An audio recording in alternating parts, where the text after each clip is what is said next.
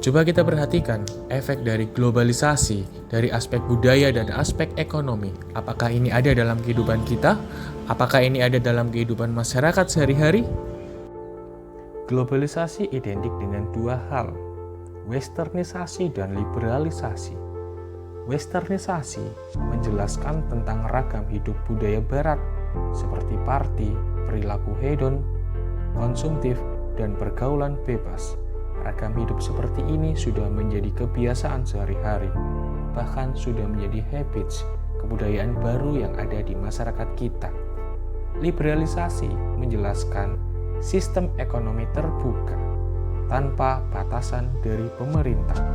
Hal ini yang mendorong terwujudnya kapitalisme barat, yaitu peran investor asing yang mendominasi sistem perekonomian di Indonesia.